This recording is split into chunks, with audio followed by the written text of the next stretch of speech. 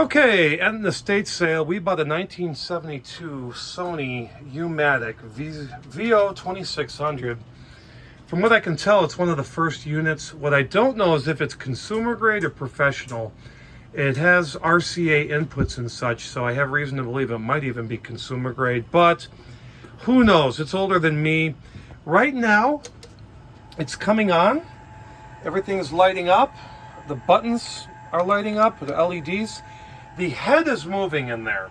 I'm not gonna zoom in, but it's not doing anything, which means it probably needs new belts and a whole lube job. So I'm gonna take it apart and we'll see what happens and what it looks like inside. I really want to get this thing going because I've never had a U-Matic, and this looks like a lot of fun to get going. Okay, it's been opened up and here's what we have. I'm guessing that this head is connected to this motor. So it seems to be like in a playback mode. Maybe the motor always, and the head always runs, but it will not eject. So I think we're gonna have to take more off. This was just the top part, so let's see what happens.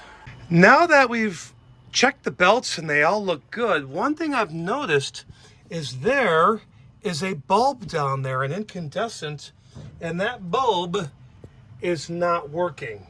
So we're going to go ahead, and I found also there's a manual eject right here.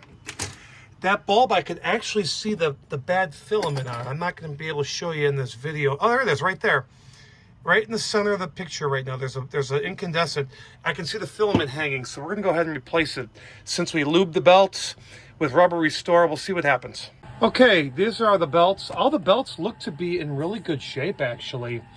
That's not to say that they could be replaced, but they seem to be tight. I conditioned them with my belt conditioner, my rubber conditioner. I just use rubber restore. It's in a little bottle here with a dropper, but everything back here seems to be working, so let's continue up front in a moment. Okay, shame on me for not videoing everything, and I really should do more of that. I actually unsoldered and took this head off. I cleaned all the heads. They were really dirty. Also lubed every single gear I could find that needed it. From below, we did the belt rubber conditioning, rubber restore, and I lubed everything, and I sprayed all the contacts on everything. And of all things, we just powered it on, and it came to life. It's amazing. So we have an analog television here. I'm going to give you an overview of the demo. So we turn this on. The heads and everything will run natively when it's turned on. There's eject. Here's a tape that we received which has a color bar pattern on it. Notice that sometimes it doesn't go down, so I have to turn this off, turn it back on. We'll figure that out later, but now it's starting to pull the tape in. And now let's give this play. Pulling it out. That's what they call it, U-Matic. And it's a little shaky, okay? I'll be completely honest, it's a little shaky. We can adjust the tracking.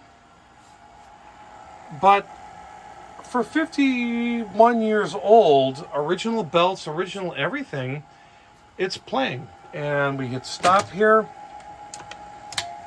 We rewind. I also replaced the bulb that is below here. But at this point, I'm not sure what the next step is. I'm going to play around with it, but I did get it working. And that's quite remarkable for something this old. And I wouldn't say it's in bad condition by any means, but definitely for its age. Kind of surprised, actually, that we got it to work.